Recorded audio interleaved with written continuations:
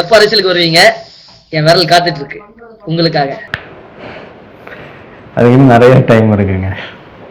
தமிழும் தளபதியும் எங்கள் அடையாளம். எல்லாரும் இந்த வீடியோ கிளிப் பார்த்துருப்பீங்கன்னு நினைக்கிறேன். இது வந்து துப்பாக்கி ரிலீஸ் அப்போ வந்து தளபதி பேசினது. ஒருத்தர் கேட்கிறாரு எப்ப அரசியல் வருவீங்கன்னான்ட்டு. அதுக்கு இன்னும் கொஞ்சம் டைம் இருக்குப்பா அப்படின்ற மாதிரி ஆன்சர் பண்ணியிருக்காரு தளபதி. அப்பயே வந்துட்டு நான் அரசியலுக்கு வரல அந்த மாதிரி உருட்டுலாம் செய்யாம நான் வரக்கு டைம் இருக்குன்னு உண்மையை சொல்லியிருக்காரு. ஆனா நமக்கு இப்ப ஆப்பனண்டா இருக்கு டிமிகி கட்சியினர்ல அண்ணன் உதயநிதி பேசுனதை பாக்குறீங்களா? இங்க பாருங்க. உங்க வீட்டிலயோ இல்ல வந்து உங்க நடிகர்களோ உங்களை சாமி யாராவது கேட்டுருக்காங்க? இல்ல. உங்களுக்கு ஆசை இருக்கு ஆசை வராது? இல்ல. இதெல்லாம் என்னங்க உருட்டு? செக்குல ஆட்டின நல்ல உருட்டு அப்பா ஸ்டாலின் பேசுனதை பாக்குறீங்களா? பாருங்க. அல்லது எங்கள் வீட்டில் இருக்கக்கூடிய யாராக இருந்தாலும் அரசியலுக்கு வருவதற்கான வாய்ப்புகள் இல்லை என்பதை நான் அழுத்த நிறுத்தமாக தெரிவித்தேன். இதெல்லாம் பார்க்கும்போது உங்களுக்கு ஒண்ணு புரிஞ்சிருக்கும்னு நினைக்கிறேன். யாரு நேரத்துக்கு தகுந்த மாதிரி பேசுறாங்க, யாரு நேர்மையா பேசுறாங்கன்றது.